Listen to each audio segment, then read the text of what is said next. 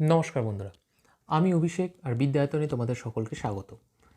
এর আগের চ্যাপ্টারে এর আগের ভিডিওতে আমরা দেখেছিলাম সেন্টার স্টেট রিলেশনশিপের লেজিসলেটিভ পার্টটা।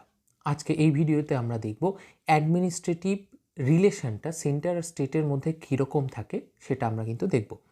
তবে শুরু করার আগে প্রত্যেক ভিডিওতে যেটা বলি আবার ছোট করে বলে দিই, আমরা এই চ্যানেলে প্রত্যেকটা সাবজেক্টকে প্রথম থেকে শেষ অবধি কিন্তু চ্যাপ্টার ওয়াইজ কমপ্লিট করছি।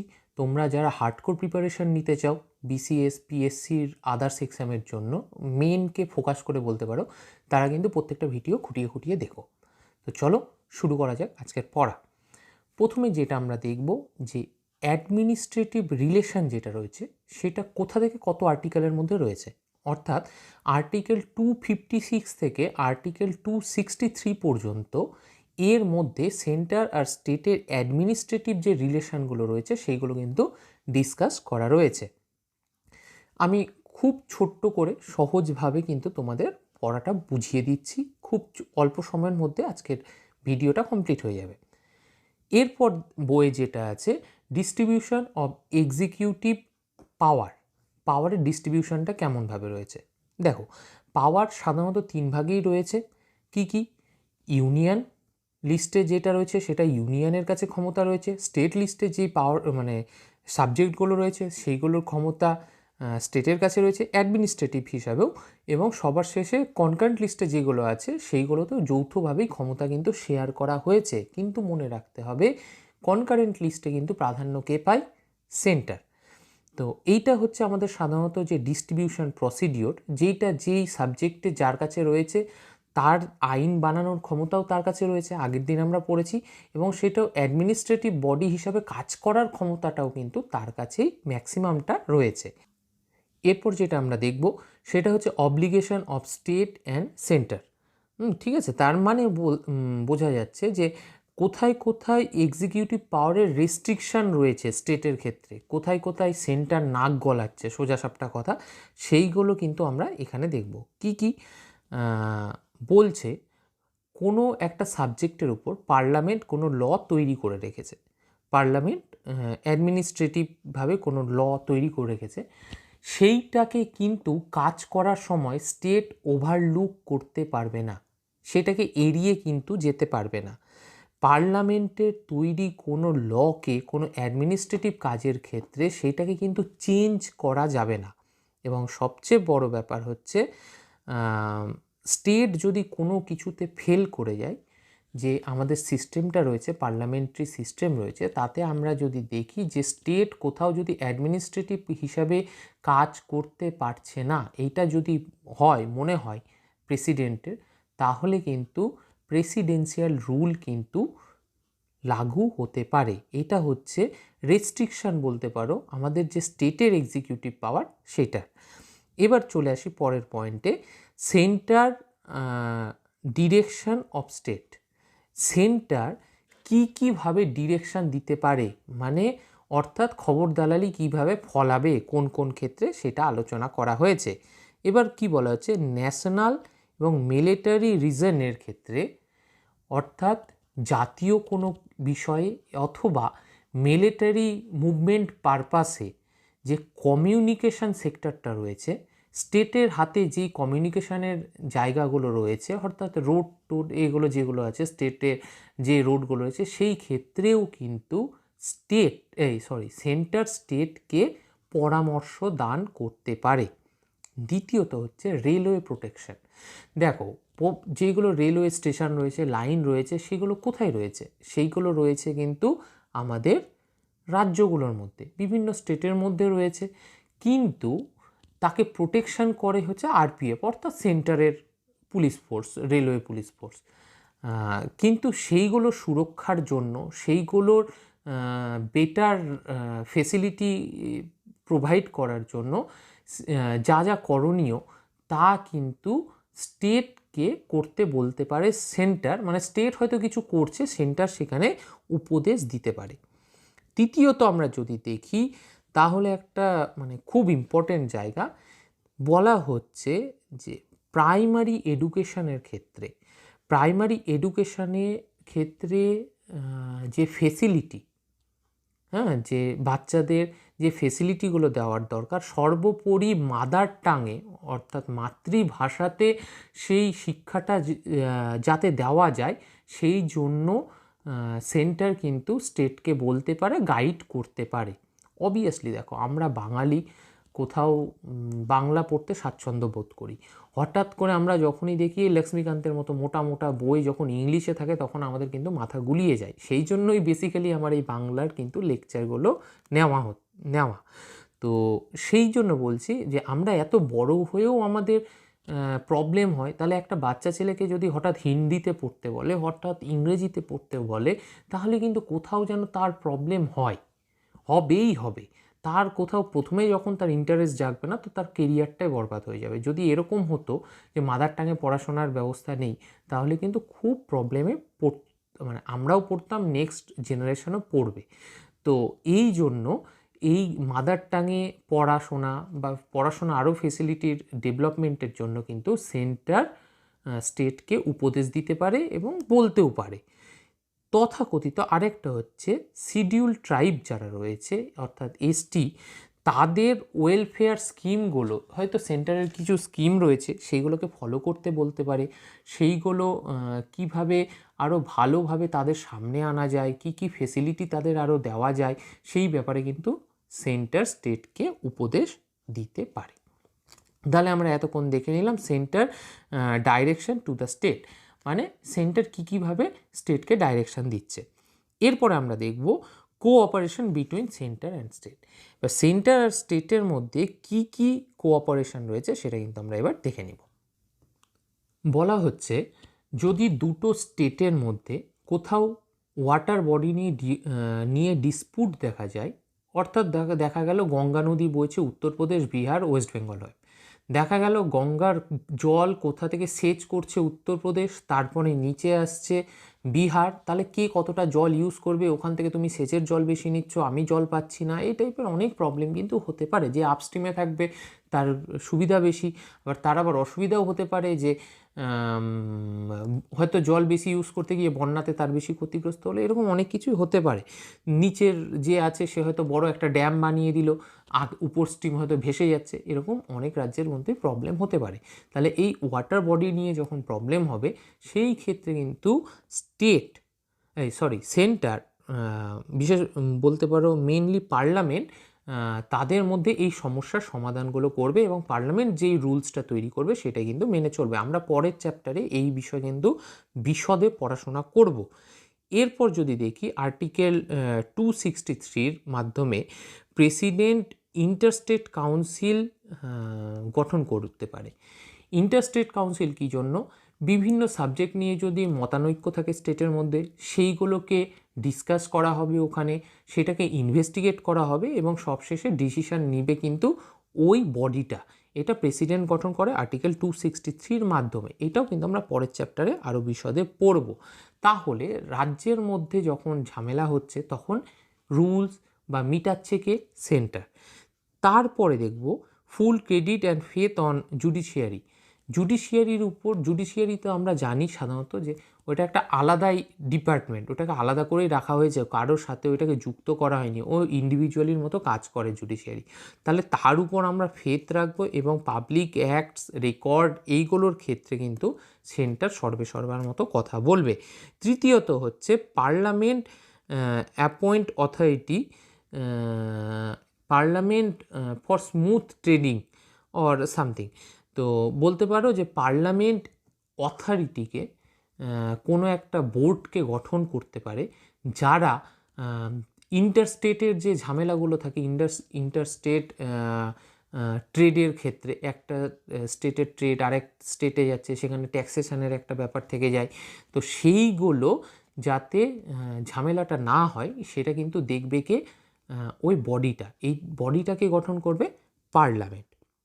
তারপর সবচেয়ে যেটা ভালো জায়গা বলতে পারো, আলোচনার জায়গা বলতে পারো তোমরা যার জন্য প্রিপারেশন নিচ্ছ, সেইটা অল ইন্ডিয়া সার্ভিসেস।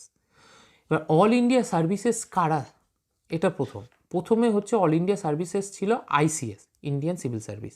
তারপর সেটা হলো আইএএস, আইপি অর্থাৎ ইন্ডিয়ান অ্যাডমিনিস্ট্রেটিভ সার্ভিস, তারপর ইন্ডিয়ান পুলিশ, তারপরে ইন্ডিয়ান পুলিশটা হলো ইন্ডিয়ান পুলিশ সার্ভিস। এরা কি হয়, সেন্ট্রালের লোক সেন্ট্রাল এক্সামে পাশ করছে, সেন্ট্রাল এদের ট্রেন্ড করছে, করে কোথায় পাঠিয়ে দিচ্ছে, স্টেটে। এরা গিয়ে কোথায় বসছে, স্টেটের একদম মাথার উপরে, তাই না? ডিস্ট্রিক্টে গিয়ে বসছে, মানে যারা পিএসসি থেকে পাশ করছি আমরা, যারা যে জন্য পড়াশুনো করছি, হায়েস্ট র্যাঙ্ক কী যাচ্ছে, বিডিও। আর এটা শুরুই করছে হচ্ছে এসডিও থেকে বা ডিএম থেকে। তাহলে এরা মাথার উপরে গিয়ে বসছে, মানে যারা অল ইন্ডিয়া সার্ভিসেস থেকে আসছে, তোমাদের মধ্যে যারা প্রিপারেশান নিচ্ছ আইএএস বা আইপিএসের বা আইসিএসের, তারা উপরে গিয়ে বসবা, এইটাই আমার বলার মানে বলতে পারো। তো এরা আইএএস যারা আসছে তারা কিন্তু পাশ করছে সেন্ট্রাল থেকে, সেন্ট্রালের তারা ক্যাডার, কিন্তু তারা এসে বসছে কোথায়, স্টেটের মাথাতে।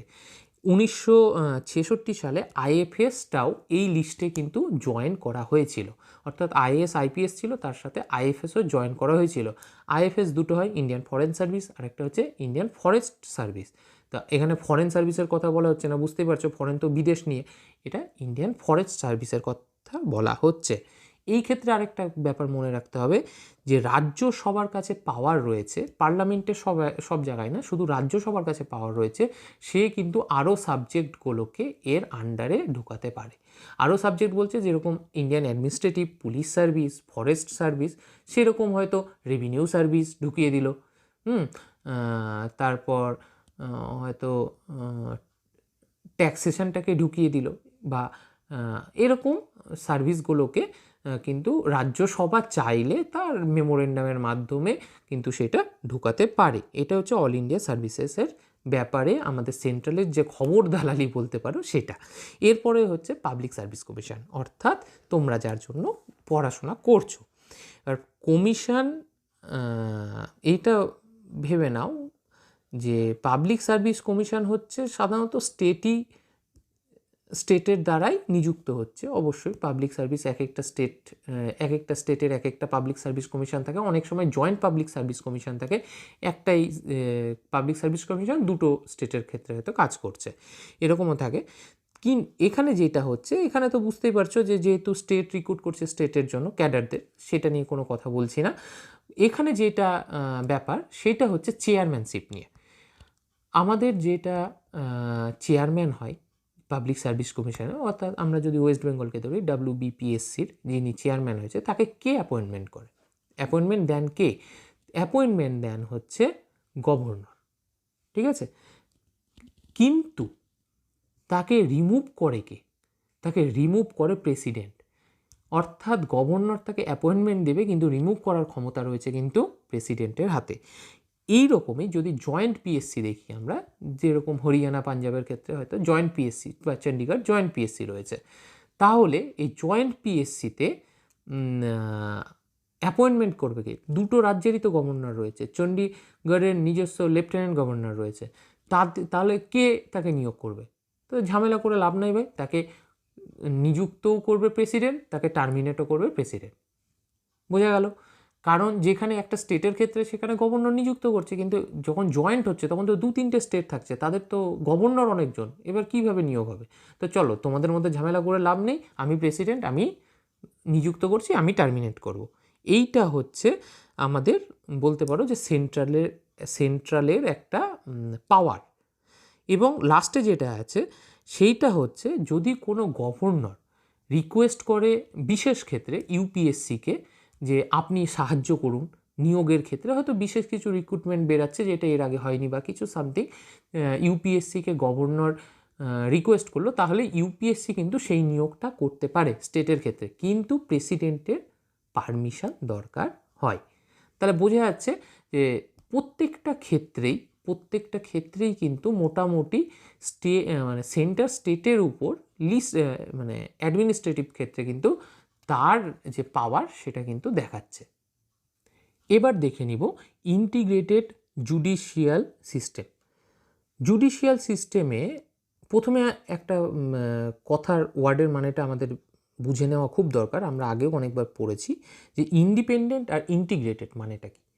দেখো, ইন্ডিপেন্ডেন্ট বা ডুয়াল যে জুডিশিয়ারি সিস্টেম সেটা কিন্তু আমেরিকাতে দেখা যায়, অর্থাৎ সেন্টারের যে জুডিশিয়ারি ব্যবস্থা তার কিছু সাবজেক্ট রয়েছে, আর স্টেটের যেটা তার কিছু সাবজেক্ট রয়েছে যে যার ক্ষেত্রে কিন্তু সর্বেসর্বা, ফেডারেল এবং স্টেট বলে ওখানে। তো ফেডারেল কোর্ট আলাদা, স্টেট কোর্ট আলাদা। এখানে হচ্ছে আমাদের ব্যাপারটা হচ্ছে ইন্টিগ্রেটেড, মানে একটাই উপর থেকে নিচ পর্যন্ত একটাই জুডিশিয়ারি ব্যবস্থা। এটা বলতে পারো যে ধরো দুটো পরিবার রয়েছে, ঠিক আছে? তো দুটো পরিবার, তোমার প্রতিবেশী তুমি, তোমার প্রতিবেশী তোমার তার মতো চলবে, তোমারটা তোমার মতো চলবে। কিন্তু যেটা ইন্টিগ্রেটেড সেখানে হচ্ছে তোমার তুমি আর তোমার ফ্যামিলি, তুমি রয়েছো, তোমার উপরে তোমার বাবা রয়েছে, তার উপরে তার ঠাকুর মানে তার বাবা রয়েছে, অর্থাৎ ফ্যামিলির সর্বেসর্বা হচ্ছে তোমার ঠাকুরদা, তারপরে বাবা ডিসিশান নিচ্ছে, তারপরে হয়তো তুমি ডিসিশান নিচ্ছ, এরকম। নিচে ডিস্ট্রিক্ট কোর্ট, তার উপরে হাইকোর্ট, তার উপরে সুপ্রিম কোর্ট। এইটা হচ্ছে এই ইন্টিগ্রেটেড জুডিশিয়ারি ব্যবস্থা আমাদের কিন্তু রয়েছে। অর্থাৎ সবার উপরে কোথাও যেন সেন্টারের পাওয়ারটা, সেন্টার বলতে জুডিশিয়ালি যে সেন্টারের পাওয়ার সেটা কিন্তু রয়েছে। এখানে আমাদের কোনো ডুয়াল জুডিশিয়ারি সিস্টেম নেই, স্টেটের ক্ষেত্রে আলাদা হবে, সেন্টারে আলাদা, সেটা নয়, একটাই চেন কিন্তু তৈরি হয়। এখানে আবার সেন্টারের ক্ষমতা আরেক জায়গায় কোথায় রয়েছে যদি বলো, তো প্রেসিডেন্ট আমাদের হাইকোর্টের বিচারপতিকে কিন্তু নিয়োগ করে, কোনো গভর্নর কিন্তু নিয়োগ করে না, করে কে? প্রেসিডেন্ট। রাজ্যের ক্ষেত্রে মানে সবচেয়ে বড় কোর্ট হচ্ছে হাইকোর্ট, কিন্তু তার প্রধানকে নিয়োগ করছে কে? প্রেসিডেন্ট। সুতরাং এটা কোথাও যেন মানে সেন্ট্রালের বলতে পারো, সেন্ট্রালের প্রাধান্যকে দেখাচ্ছে। এছাড়াও রয়েছে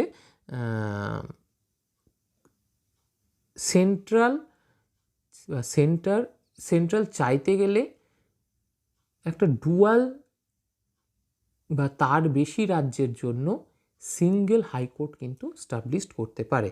আচ্ছা, তোমরা কমেন্ট করে বলো আমাদের হাইকোর্ট কটা রয়েছে এবং কোন কোন স্টেটের ক্ষেত্রে কমন হাইকোর্ট রয়েছে, সেটা কিন্তু অবশ্যই কমেন্টে জানাও। এরপর দেখব আমরা রিলেশন ডিউরিং এমার্জেন্সি। বুঝতেই পারছো, এমার্জেন্সি যখন হচ্ছে তখন তো বেশিরভাগ ক্ষেত্রে সেন্টারের প্রাধান্য থাকবে। তাহলে আমাদের তিনটা এমার্জেন্সি রয়েছে, তিনটা এমার্জেন্সিতে কখন কিভাবে সেন্টার প্রাধান্য পাচ্ছে সেটা এবার আমরা আলোচনা করব। প্রথমে যদি দেখি আমরা 352 অর্থাৎ ন্যাশনাল এমার্জেন্সিতে, তাহলে ডিটেল মানে অর্থাৎ অ্যাডমিনিস্ট্রেটিভ বডি হিসাবে কাজ করবে হচ্ছে সেন্ট্রাল, ঠিক আছে? স্টেটকে তো উঠিয়ে দিল, বুঝতেই পারছো।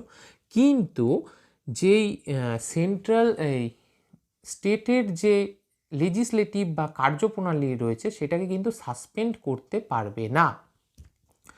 অর্থাৎ কাজ করবে সেন্ট্রাল, কিন্তু স্টেট কাজ করবে না, কিন্তু স্টেট কিন্তু সাসপেন্ডেড নয়। যদি আর্টিকেল 356 দেখি, অর্থাৎ প্রেসিডেন্সিয়াল রুল, তাহলে কিন্তু কন্ট্রোল হবে বাই গভর্নর, অর্থাৎ অ্যাডমিনিস্ট্রেটিভ বডি কন্ট্রোল করবে, এবং টোটাল আমাদের স্টেট যেই লেজিসলেচার বলো বা অ্যাডমিনিস্ট্রেটিভ বডি বলো স্টেটের, সেটা কিন্তু টোটালটা কিন্তু ডিসেবল হয়ে যাবে, অর্থাৎ সেটাকে সাসপেন্ড করে দেওয়া হবে। তাহলে 352 ন্যাশনাল এমার্জেন্সির ক্ষেত্রে সাসপেন্ডেড না, কাজ করবে হচ্ছে সেন্ট্রাল, বাট সাসপেন্ডেড না। আর 356 যেটা, সেই ক্ষেত্রে সাসপেন্ডেড, কাজ করছে সেই গভর্নরই বা গভর্নর অ্যাডমিনিস্ট্রেটিভ বডি, কিন্তু সেখানে রাজ্যের যে কাঠামোটা সেটা কিন্তু সাসপেন্ডেড। আর্টিকেল 360 অর্থাৎ ফাইন্যান্সিয়াল যে এমার্জেন্সি, যেটা এখনও পর্যন্ত হয়নি, সেক্ষেত্রে আমাদের যত ট্যাক্সেশন ব্যবস্থা থাকবে রাজ্যের, সব কিছুই কিন্তু সেন্ট্রাল কন্ট্রোল করবে। এরপরে যেটা দেখব, এটা দিয়ে আজকে শেষ করব, সেটা হচ্ছে আদার্স প্রভিশন, অর্থাৎ আর কোথায় কোথায় আমাদের সেন্টার খবর দালালি চালাচ্ছে। তো প্রথমে যেটা আছে আর্টিকেল 355-এ বলা হয়েছে যে একটা রাজ্যকে, যখন তুমি রাজ্যের উপর খবর দালালি চালাচ্ছ, তাহলে রাজ্যকে বাইরের কোনো শত্রুর আক্রমণ থেকে বা ভিতরের কোনো ডিস্টারবেন্স থেকেও কিন্তু রক্ষা করার দায়িত্বকার সেন্ট্রালের, এবং তার সাথে এনশিওর করতে হবে যাতে গুড গভর্নেন্স থাকে, অর্থাৎ সেই গভর্নমেন্ট, স্টেট গভর্নমেন্ট যাতে ভালো করে আমাদের কনস্টিটিউশনাল নিয়ম কানুন অনুযায়ী যাতে চলে, সেটা কিন্তু এনশিওর করার দায়িত্ব দিয়েছে আমাদের পার্লামেন্টকে বা সেন্ট্রালকে। তারপরে বলা হচ্ছে যে the governor of a state is appointed by the president. এটা তো আমরা বারবার আলোচনা করেছি এবং আমি বলেও ছিলাম যে এটা খুব বড় ড্রব্যাক, যে একটা সাংবিধানিক হেড একটা রাজ্যে, সে তাকে অ্যাপয়েন্ট করছে প্রেসিডেন্ট, তার কোনো মানে অন্য কোনোভাবে তিনি আসছেন না, তাকে ডাইরেক্ট অ্যাপয়েন্টমেন্ট দিচ্ছে হচ্ছে প্রেসিডেন্ট। তাহলে বুঝতেই পারছি যে কোথাও যেন একটা বড় ড্রব্যাক, এটা আমরা আগেও আলোচনা করেছি। তারপর বলা হচ্ছে the state election commissioner through appointed by the governor of the state can be removed only by the president. অর্থাৎ ইলেকশন কমিশনার যে হয়, স্টেট ইলেকশন কমিশনার, তাকে গভর্নর নিয়োগ করছে, কিন্তু তাকেও সরাচ্ছে কে? প্রেসিডেন্ট। গভর্নরের কিন্তু তাকে সরানোর ক্ষমতা নেই, তাকে প্রেসিডেন্ট চাইলেই সরিয়ে দিতে পারে। তাহলে কোথাও যেন একটা, সব ক্ষেত্রে আমরা আগেও দেখেছি, একটা ড্রব্যাক রয়েছে। সর্বা তুমি চাইলে সব কিছু করে নিতে পারো স্টেট, কিন্তু তোমার উপরে তোমার বাবা সেন্ট্রাল বসে রয়েছে। যদি এদিক ওদিক করো তাহলে তার হাতে কিন্তু ছড়ি রয়েছে তোমাকে ঠিকভাবে কাজ করানোর জন্য। তো বুঝাই গেল আজকের পড়া এইটুকুটাই। এরপরে হচ্ছে ফাইন্যান্সিয়াল রিলেশনের মাধ্যমে কিন্তু আমরা এই চ্যাপ্টারটাকে কমপ্লিট করে নিব। খুব ছোট আজকের ভিডিও এবং খুব সহজ পড়াশোনা। আশা করছি তোমরা একবার দেখে দ্বিতীয়বার যদি ভিডিওটা দেখো তাহলে বই পড়ার দরকার হবে না, তোমাদের এমনিতেই পড়াটা হয়ে যাবে। আজকে আর বেশি কথা না, এখানেই আজকে পড়া শেষ করছি। তবে যাওয়ার আগে অবশ্যই চ্যানেলটাকে সাবস্ক্রাইব করে নিও এবং সাথে লাইক শেয়ার আর কমেন্ট করো তোমাদের কেমন লাগছে। নমস্কার।